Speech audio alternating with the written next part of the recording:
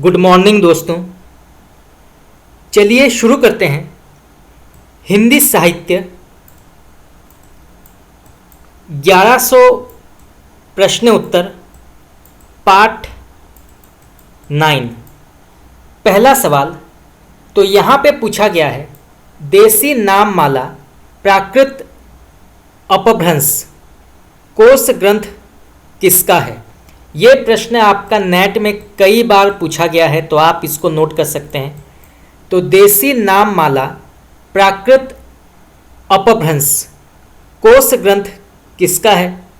तो इसका सही उत्तर होगा आपका ऑप्शन नंबर बी, हेमचंद्र। तो आपका बी ऑप्शन यहाँ पे सही है। चलिए आगे बढ़ते हैं। इनमें से किस कवि की गणना 84 सिद्धों में होती है। तो इनमें से किस कवि की गणना 84 सिद्धों में होती है। तो इसका सही उत्तर होगा आपका ऑप्शन नंबर डी, गोरक्षपा। तो आपका डी ऑप्शन यहाँ पे सही है, गोरक्षपा। चलिए आगे बढ़ते हैं। इनमें से कौन सिद्ध नहीं है। ये प्रश्न भी कई बार टीजीटी और पीजीटी परीक्षाओं में पूछा गया है, तो आप इसको नोट कर सकते हैं। तो इनमें से कौन सिद्ध साहित्य के अंतर्गत नहीं आता है। तो इसका सही उत्तर होगा आपका ऑप्शन नंबर बी, स्वयंभू। तो स्वयंभू जो हैं ये जैन साहित्य के अंतर्गत आते हैं, न कि सिद्ध साहित्य के अंतर्गत। तो आपका बी ऑप्शन यहाँ पे गलत है।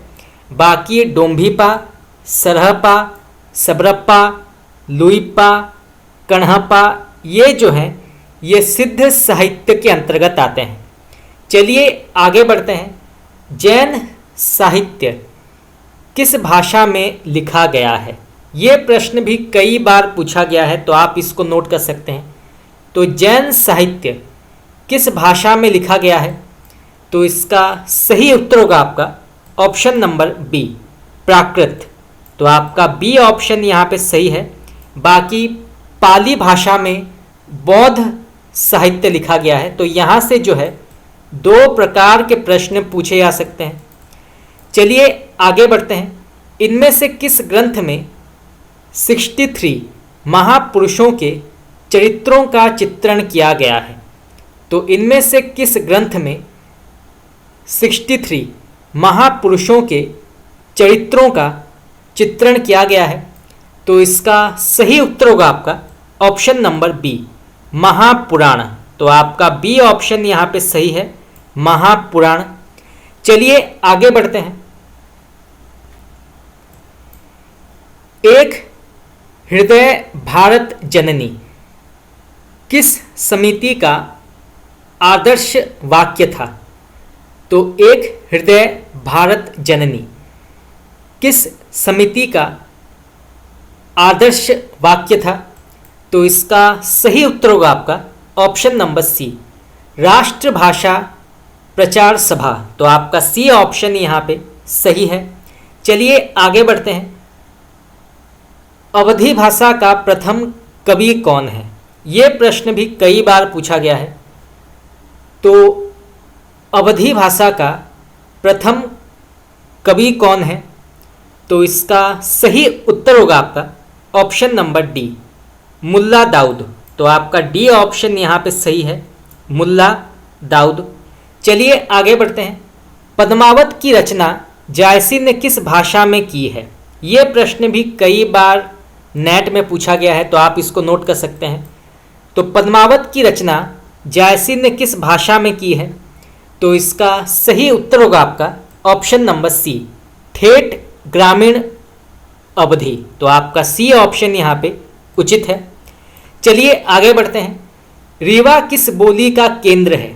ये प्रश्न भी कई बार पूछा गया है।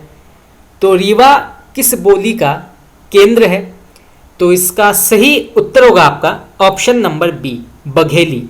तो बघेली जो है, बघेली बोली रीवा में बोली जाती है। चलिए आगे बढ़ते हैं।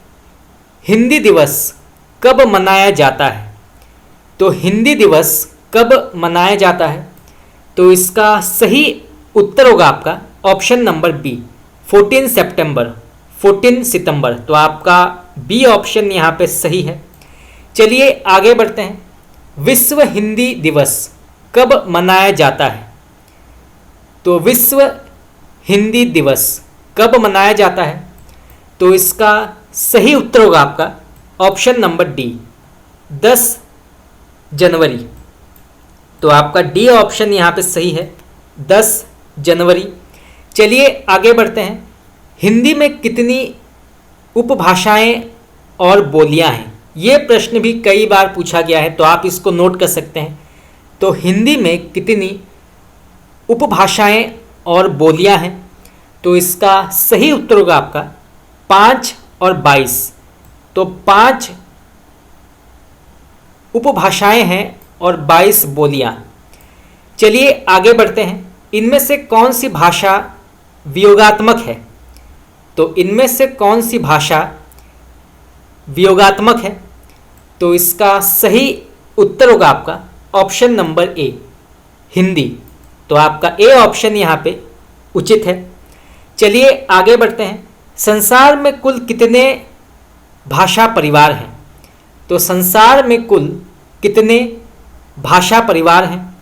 तो इसका सही उत्तर होगा आपका ऑप्शन नंबर डी 12। तो आपका डी ऑप्शन यहाँ पे सही है। चलिए आगे बढ़ते हैं। लखनऊ और बाराबंकी किस बोली के क्षेत्र में आते हैं? तो लखनऊ और बाराबंकी किस बोली के क्षेत्र में आते हैं? तो इसका सही उत्तर होगा आपका ऑप्शन नंबर बी अवधी। तो आपका बी ऑप्शन यहाँ पे सही है। चलिए आगे बढ़ते हैं। Next question. यूराल अल्ताई परिवार की भाषा क्या है? तो यूराल अल्ताई परिवार की भाषा क्या है? तो इसका सही उत्तर होगा आपका ऑप्शन नंबर डी तुर्की।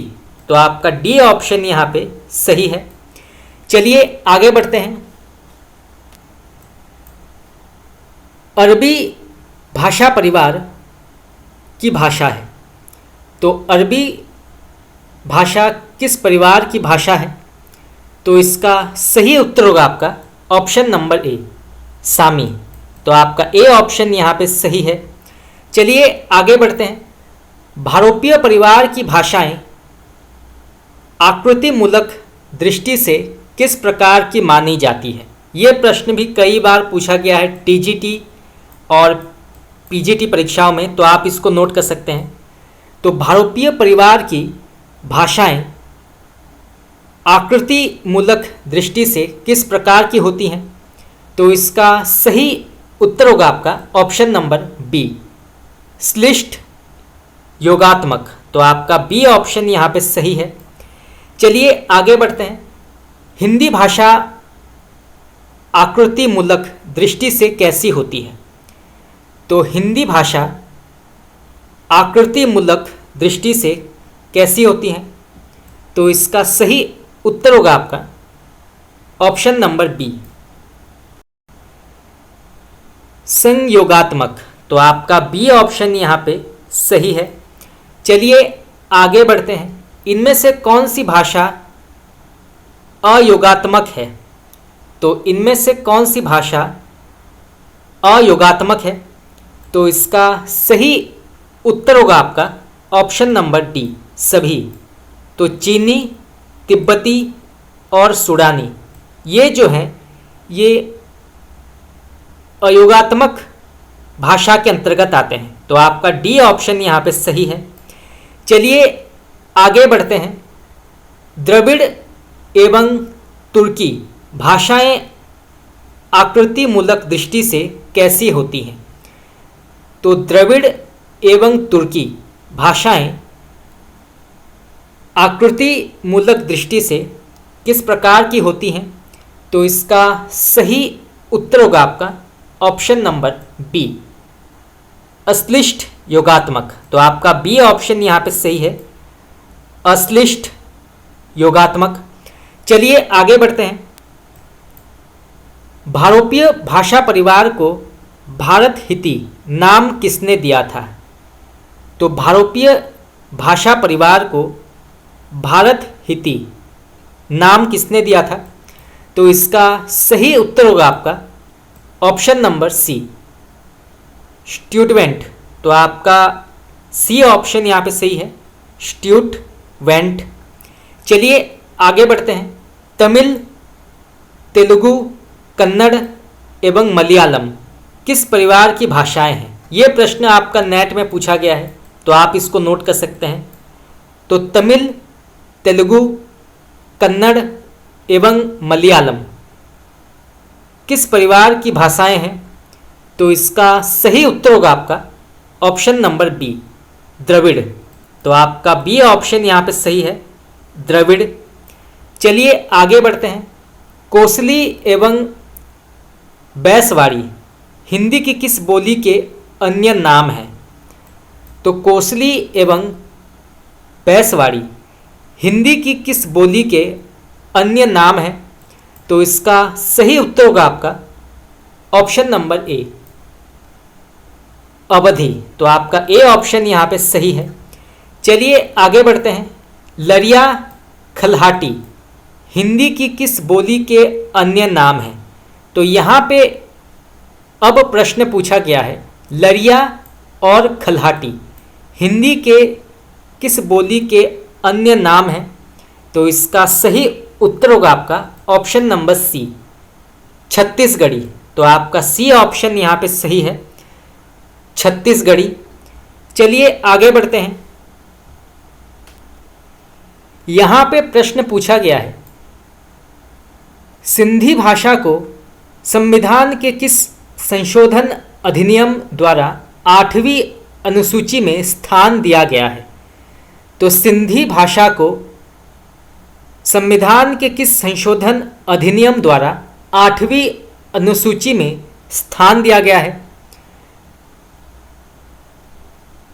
तो इसका सही उत्तर होगा आपका ऑप्शन नंबर बी, 21वां संशोधन अधिनियम। तो आपका बी ऑप्शन यहाँ पे सही है। चलिए आगे बढ़ते हैं। कोंकणी, मणिपुरी एवं नेपाली भाषाओं को 8वीं अनुसूची में किस संशोधन के द्वारा जोड़ा गया? तो कोंकणी, मणिपुरी एवं नेपाली भाषाओं को 8वीं अनुसूची में किस संशोधन द्वारा जोड़ा गया था? तो इसका सही उत्तर होगा आपका ऑप्शन नंबर बी, 17वां संशोधन अधिनियम। तो आपका बी ऑप्शन यहाँ पे सही है। चलिए आगे बढ़ते हैं। अपभ्रंश का पहला प्रयोग कहाँ मिलता है? तो अपभ्रंश का पहला प्रयोग कहाँ मिलता है? तो इसका सही उत्तर होगा आपका ऑप्शन नंबर बी, महाभाष्य। तो आपका बी ऑप्शन यहाँ पे सही है, महाभाष्य। चलिए आगे बढ़ते हैं। पद्य में खड़ी बोली का प्रयोग पहले किसने किया था? तो पद्य में खड़ी बोली का प्रयोग पहले किसने किया था? तो इसका सही उत्तर होगा आपका ऑप्शन नंबर सी, अमीर खुसरो। तो आपका सी ऑप्शन यहाँ पे सही है, अमीर खुसरो। चलिए आगे बढ़ते हैं। अपभ्रंश के परवर्ती रूप को पुरानी हिंदी पहले किसने कहा है? तो अपभ्रंश को परवर्ती रूप को पुरानी हिंदी पहले किसने कहा है? तो इसका सही उत्तर होगा आपका option number D, Chandradhar Sharma Guleri. तो आपका डी ऑप्शन यहाँ पे सही है। चलिए आगे बढ़ते हैं। ब्रज का स्वर्ण युग कौन सा है? तो ब्रज भाषा का स्वर्ण युग कौन सा माना जाता है? तो इसका सही उत्तर होगा आपका ऑप्शन नंबर सी, रीतिकाल। तो आपका सी ऑप्शन यहाँ पे सही है, रीतिकाल। चलिए आगे बढ़ते हैं। हिंदी का प्रहरी किसे कहते हैं? तो हिंदी का प्रहरी किसे कहते हैं?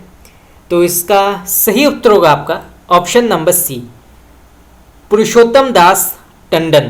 तो आपका सी ऑप्शन यहाँ पे उचित है। चलिए आगे बढ़ते हैं। सत्यार्थ प्रकाश स्वामी दयानंद सरस्वती की रचना किस भाषा में हुई है? ये प्रश्न भी कई बार पूछा गया है, तो आप इसको नोट कर सकते हैं। तो सत्यार्थ प्रकाश जिसके लेखक हैं स्वामी दयानंद सरस्वती की रचना किस भाषा में हुई है? तो इसका सही उत्तर होगा आपका ऑप्शन नंबर डी, हिंदी। तो आपका डी ऑप्शन यहाँ पे सही है। चलिए आगे बढ़ते हैं। राजस्थानी हिंदी की प्रतिनिधि एवं आदर्श बोली कौन सी है? तो राजस्थानी हिंदी की प्रतिनिधि एवं आदर्श बोली कौन सी है? तो इसका सही उत्तर होगा आपका ऑप्शन नंबर बी, मारवाड़ी। तो आपका बी ऑप्शन यहाँ पे सही है, मारवाड़ी। चलिए आगे बढ़ते हैं। भाषा के अर्थ में हिंदी शब्द का प्रयोग पहले किसने किया था? यह प्रश्न भी कई बार पूछा गया है, तो आप इसको नोट कर सकते हैं। तो भाषा के अर्थ में हिंदी शब्द का प्रयोग पहले किसने किया था? तो इसका सही उत्तर होगा आपका ऑप्शन नंबर ए, अलबरूनी। तो आपका ए ऑप्शन यहां पे सही है, अलबरूनी। चलिए आगे बढ़ते हैं। अबहट शब्द का पहला प्रयोग कहाँ मिलता है? तो अबहट शब्द का पहला प्रयोग कहाँ मिलता है? तो इसका सही उत्तर होगा आपका ऑप्शन नंबर सी, वर्ण रत्नाकर। तो आपका सी ऑप्शन यहाँ पे सही है, वर्ण रत्नाकर। चलिए आगे बढ़ते हैं। मानक हिंदी का विकास किस बोली में हुआ? तो मानक हिंदी का विकास किस बोली में हुआ था?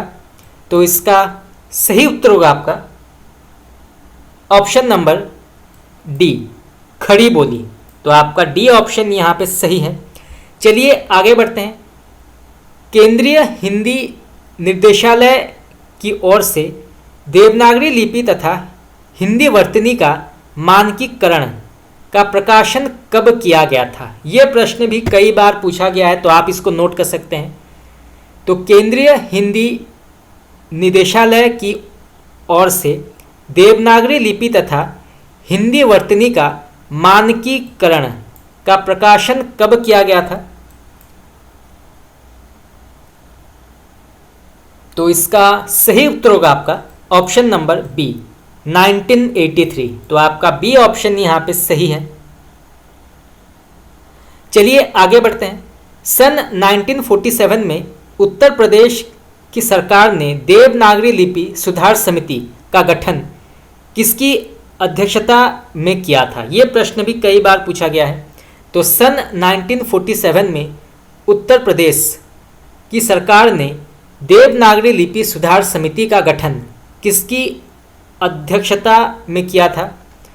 तो इसका सही उत्तर होगा आपका ऑप्शन नंबर डी, आचार्य नरेंद्र देव। तो आपका डी ऑप्शन यहाँ पे उचित है। चलिए आगे बढ़ते हैं। विभाषा से क्या अभिप्राय है?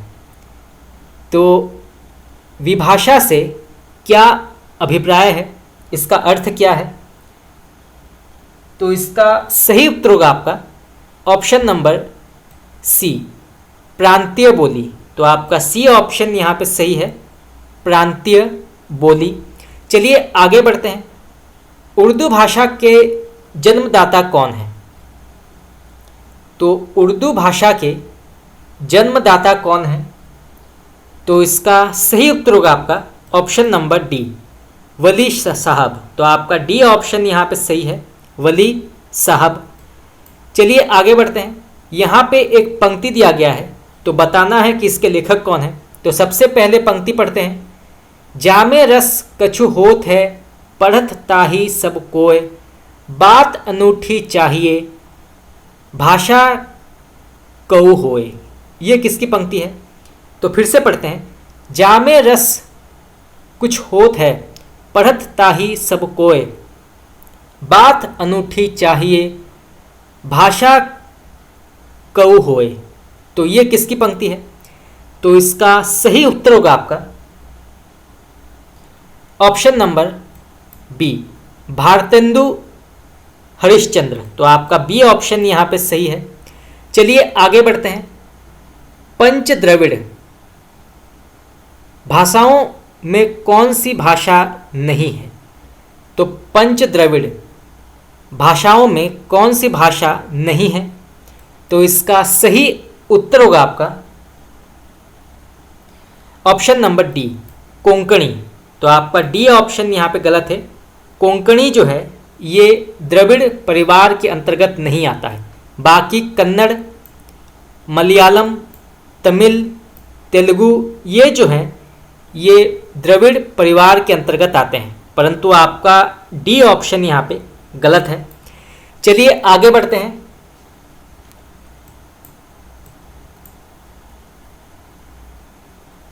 अपभ्रंश में कितने स्वर हैं? तो यहाँ पे प्रश्न पूछा गया है अपभ्रंश में कुल कितने स्वर थे?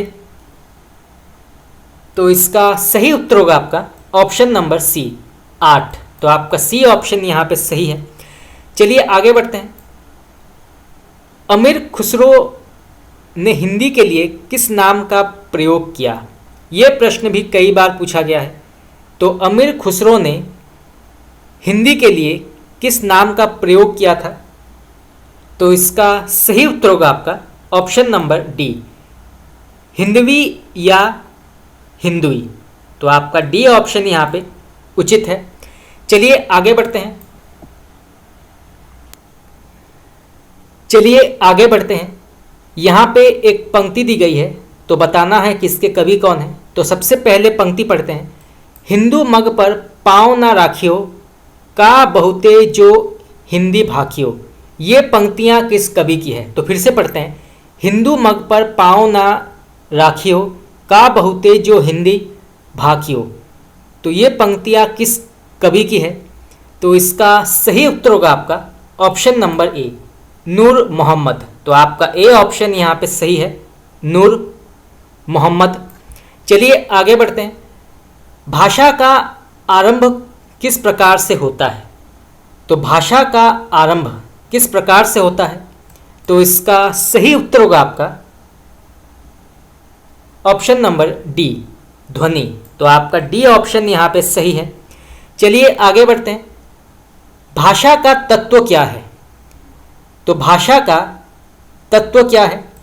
तो इसका सही उत्तर होगा आपका ऑप्शन नंबर ए, दो तत्व हैं। तो आपका ए ऑप्शन यहाँ पे सही है, दो तत्व हैं भाषा के। चलिए आगे बढ़ते हैं। भाषा का आधार क्या है? तो भाषा का आधार क्या होता है?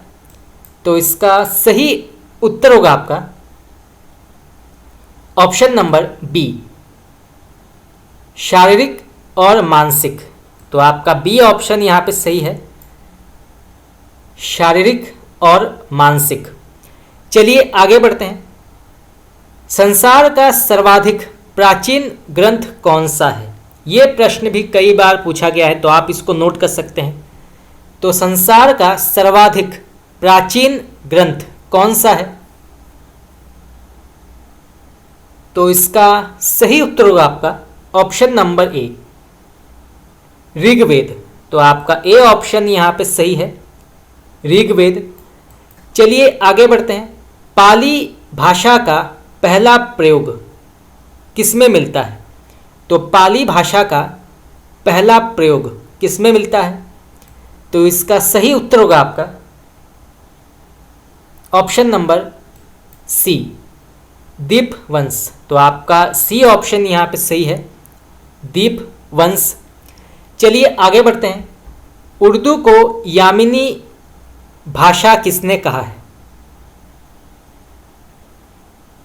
तो उर्दू को यामिनी भाषा किसने कहा है?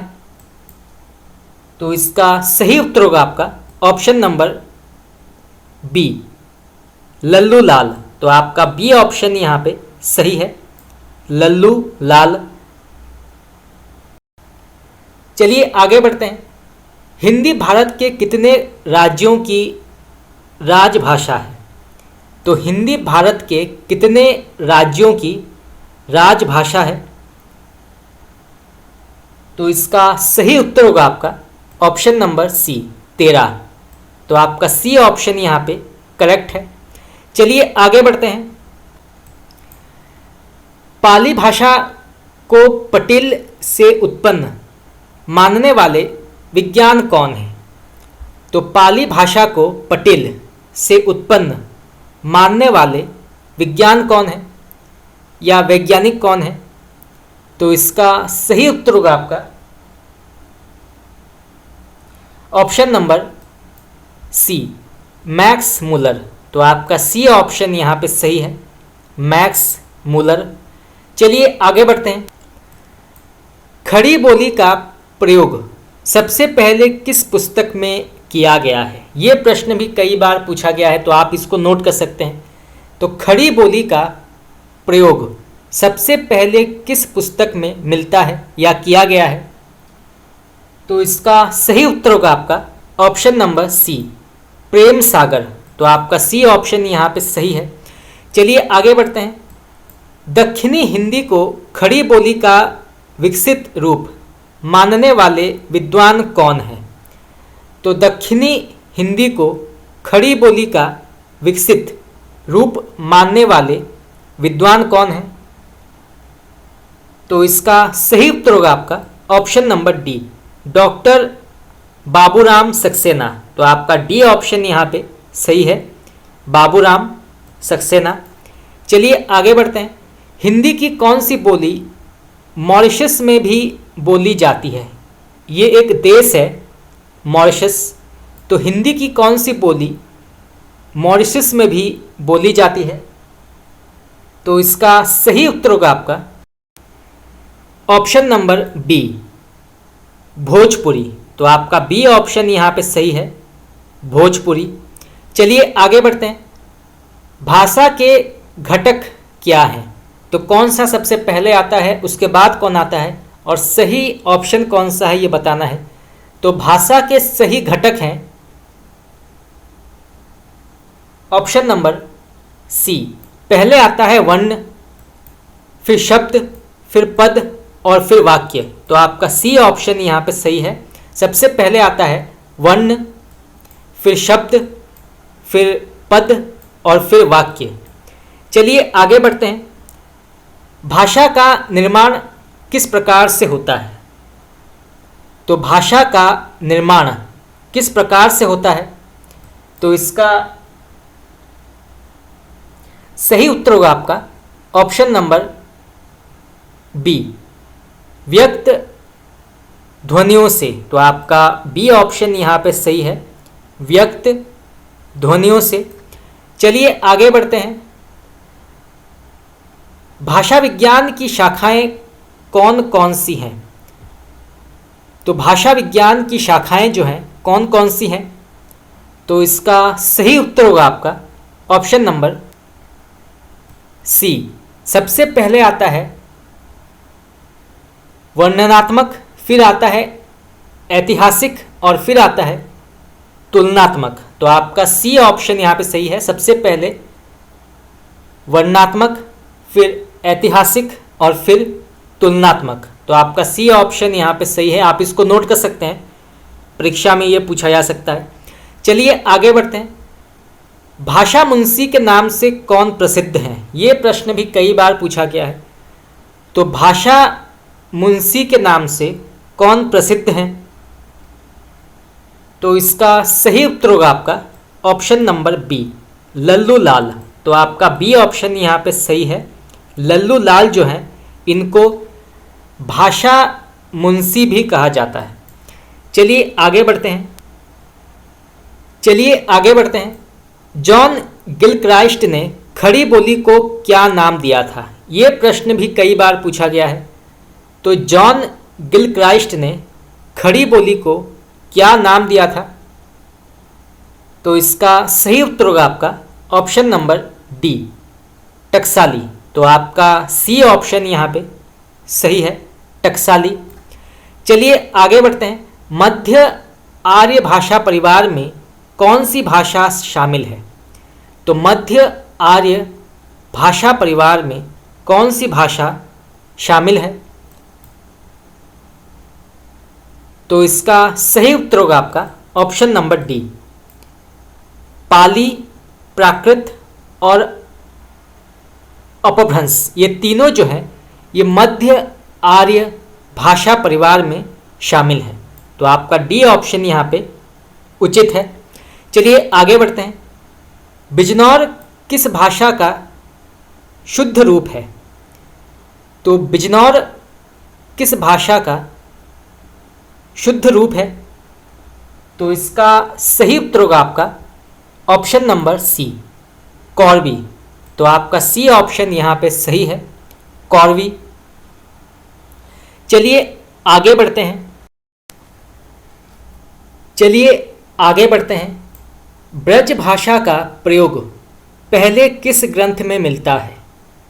तो ब्रज भाषा का प्रयोग पहले किस ग्रंथ में मिलता है?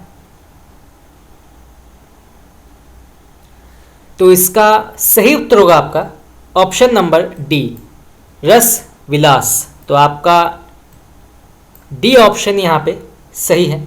चलिए आगे बढ़ते हैं। हिंदी उद्धारिणी प्रतिनिधि सभा का गठन कब हुआ था? तो हिंदी उद्धारिणी प्रतिनिधि सभा का गठन कब हुआ था?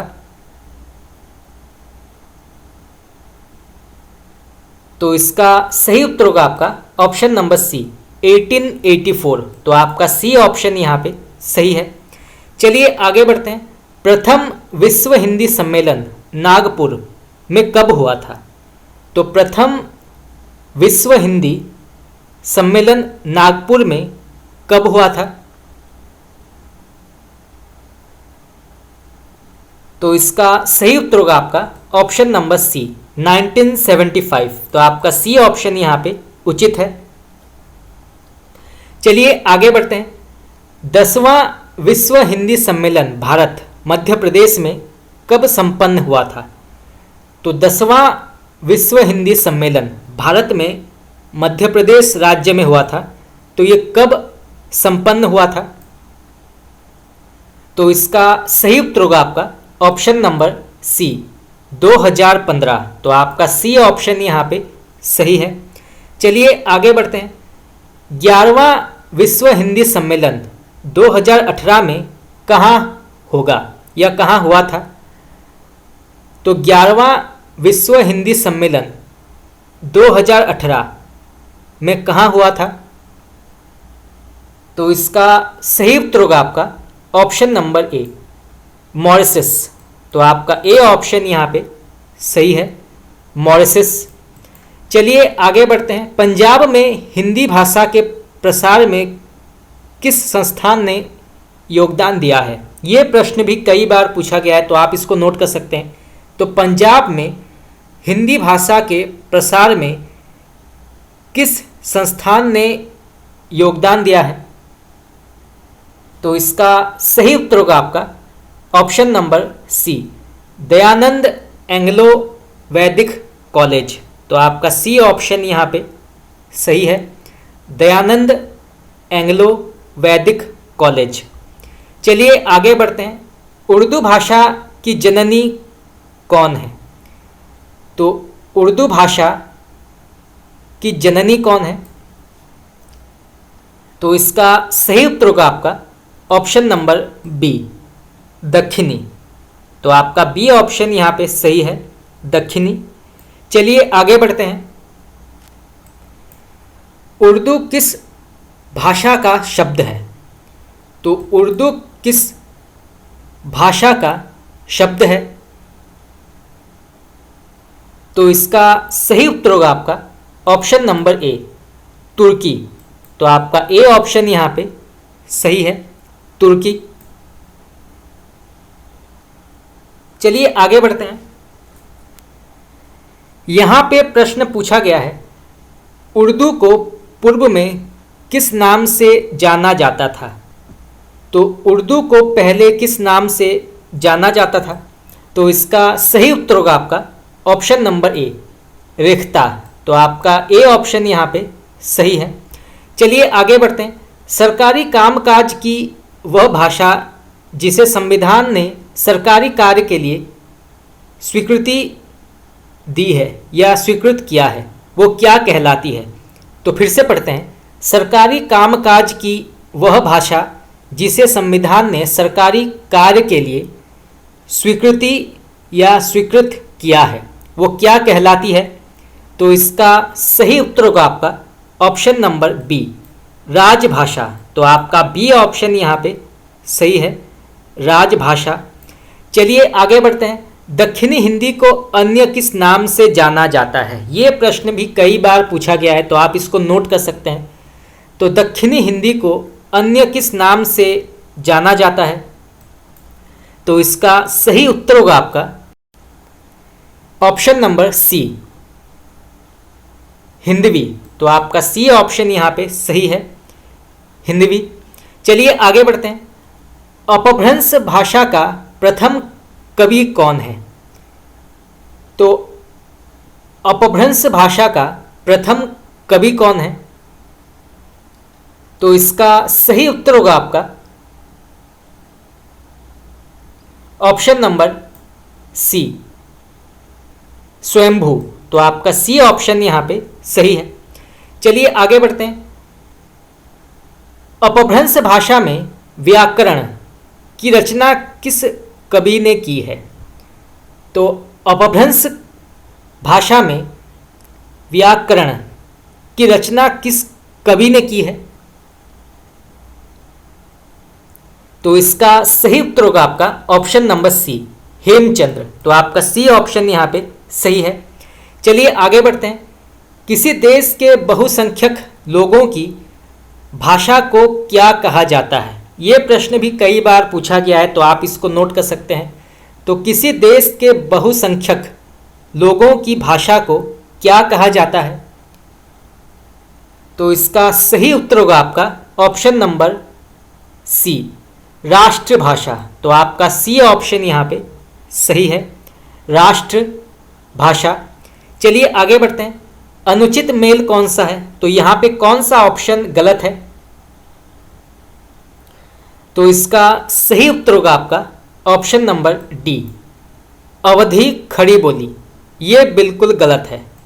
बाकी मालवी मेवाती ये सही है, मैथिली मगही ये भी बिल्कुल सही है, ब्रज बुंदेली ये भी सही है, परंतु अवधी जो है ये पूर्वी हिंदी के अंतर्गत आती है और खड़ी बोली जो है ये पश्चिमी हिंदी के अंतर्गत आती है।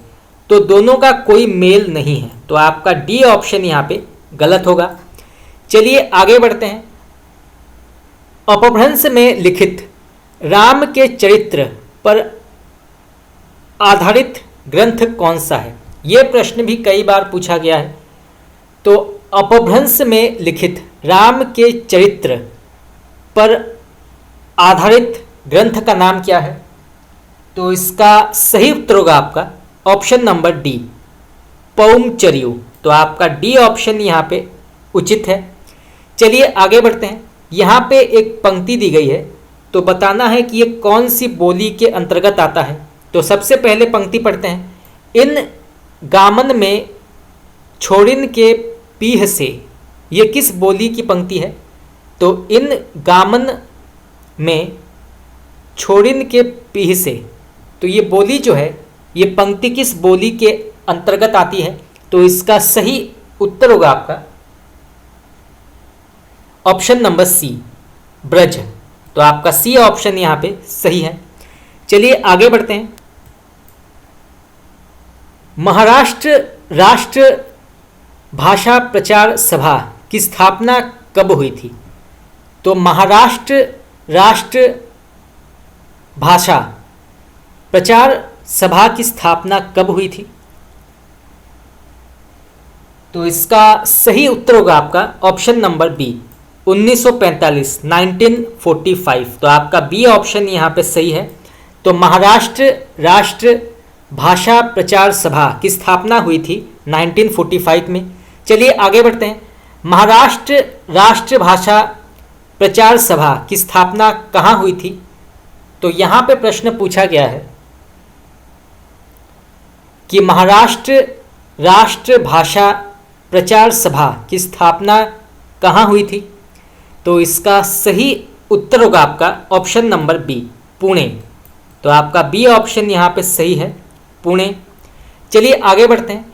हिंदी प्रचार सभा की स्थापना किसने की? तो हिंदी प्रचार सभा की स्थापना किसने की थी? तो इसका सही उत्तर होगा आपका option number c, t. Option number c, t Hayagrivachari. तो आपका सी ऑप्शन यहाँ पे सही है, टी हयग्रीवाचारी।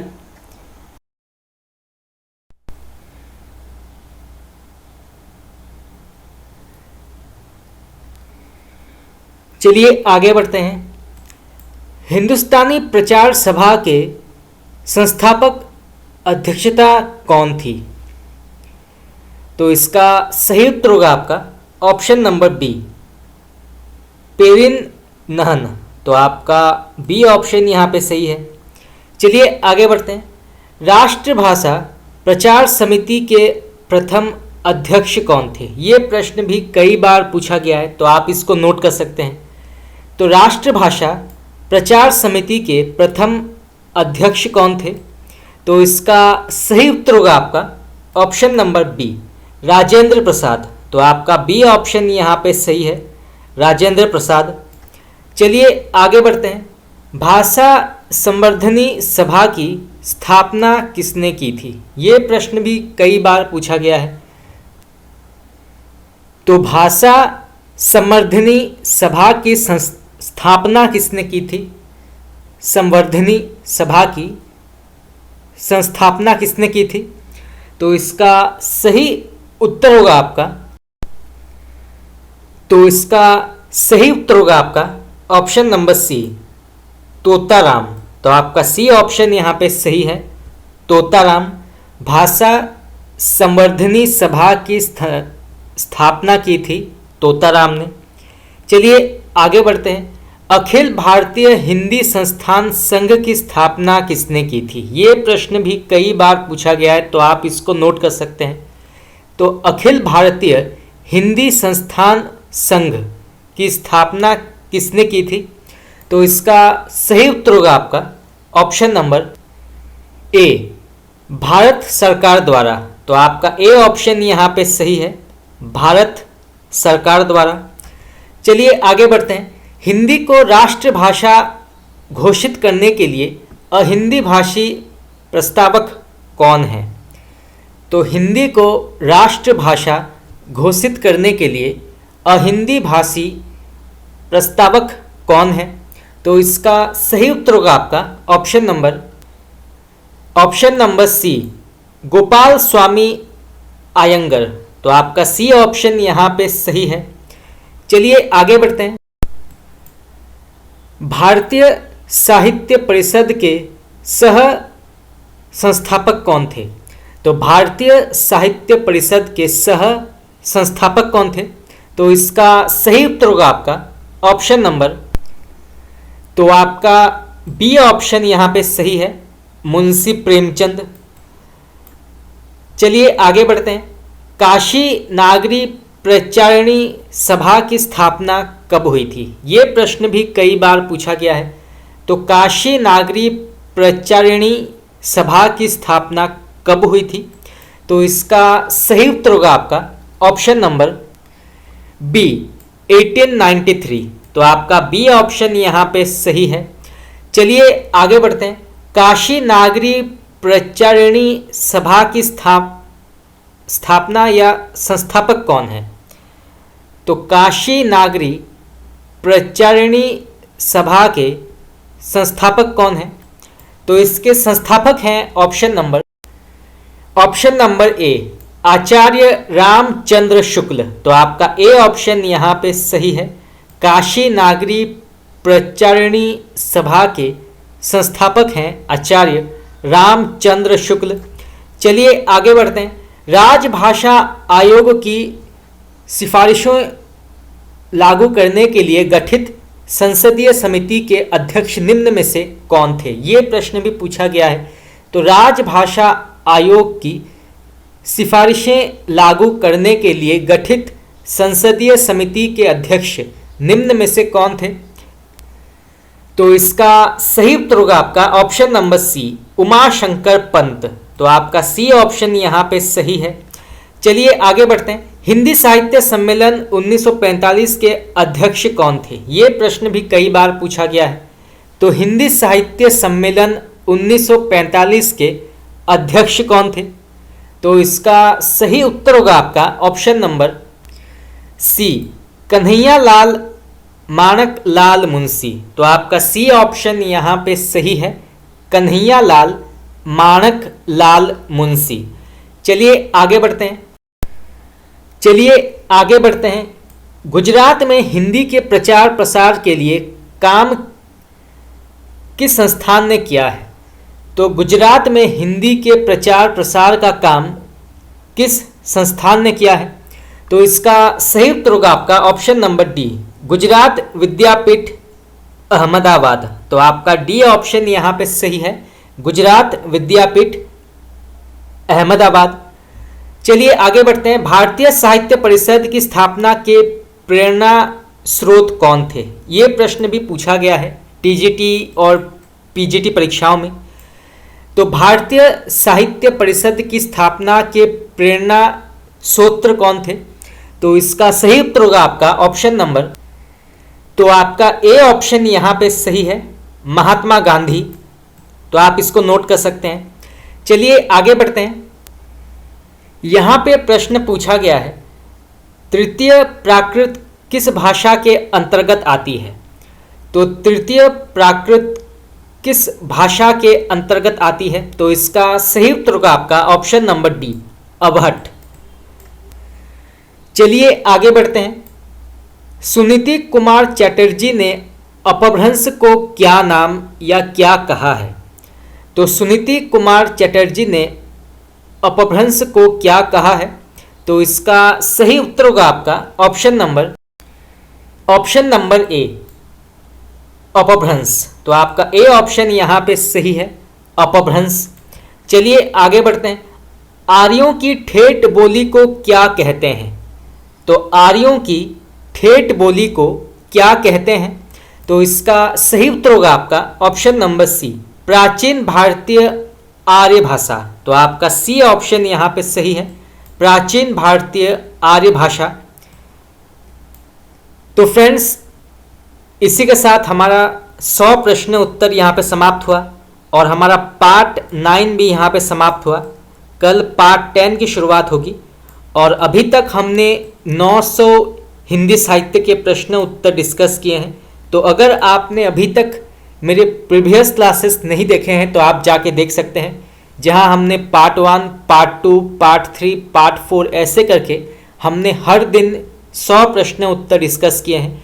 और आधुनिक काल के जो प्रमुख गद्य विधाएं हैं, जैसे उपन्यास, कहानी, रेखाचित्र, जीवनी, उनसे जुड़े प्रश्न उत्तर भी हम डिस्कस कर चुके हैं। तो आप जाके देख सकते हैं। तो फ्रेंड्स, इसी के साथ हमारा क्लास यहाँ पे समाप्त हुआ। अगर आप लोगों को अच्छा लगा क्लास तो आप मुझे बता सकते हैं कमेंट करके। आपका बहुत बहुत धन्यवाद।